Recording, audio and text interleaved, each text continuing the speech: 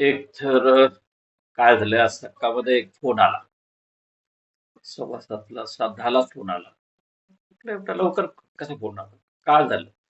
काय झालं असं पहिले विचारलं. मला असं वाटलं की काहीतरी घटना घडली. आणि बरोबर एक 1 तासाने तर ही बातमी कळाली की अरे अजितदादा गेले. पहिली तर बातमी अशी होती की लँड झालं, वाकले. ते बातमी नंतर कळली की अरे असं 6 लोकांचा मृत्यू झाला. अजितदादा त्याच्यात गेले. हे जे वाक्य आहे हेच कहाणी तेव्हा ऐकायलाच कसं वाटतंय. अजितदादासारखा उमदा नेता, या महाराष्ट्राचा नेता आणि तो नेता भाजपमध्ये जाऊन सुद्धा शाहू फुलेंना विसरत नाही, बाबासाहेब आंबेडकरांना विसरत नाही किंवा त्या विचारसरणी सोडत नाही. हे या राज्यासाठी, देशासाठी खूप महत्वाचं आहे. भाजपबरोबर राहून सुद्धा विचारसरणी ठेवणं आणि त्याच्यावर कारभार करणं. मी तर त्याच्यावर काम केलेलं आहे.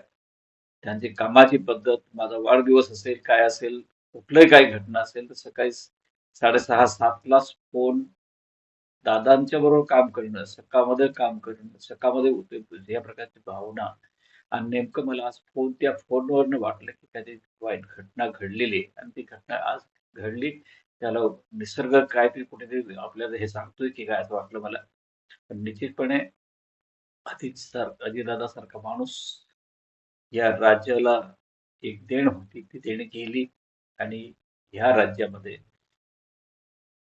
एक वेगळ्या प्रकारचं नेतृत्व, मोठे शरद पवार साहेब एक विचारसरणी असलेले आणि राजकारणात असलेले बुजुर्ग नेते आहेत. त्यांच्या फॅमिलीमधला एक उमदा माणूस आणि राज्याचा एक नेता हे आपल्यातनं निघून गेलाय.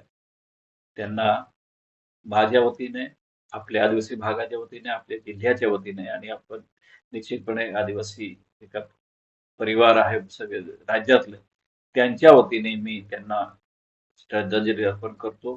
कारण त्यांच्यासारखा नेता विलासरावांच्या नंतर एक वेगळ्या प्रकारचं त्यांच्याकडे पाहण्याचा दृष्टिकोन होता, तो आपल्यात राहिला नाही. म्हणून मी आज त्याबद्दल ते दुःख व्यक्त करतो. एवढं.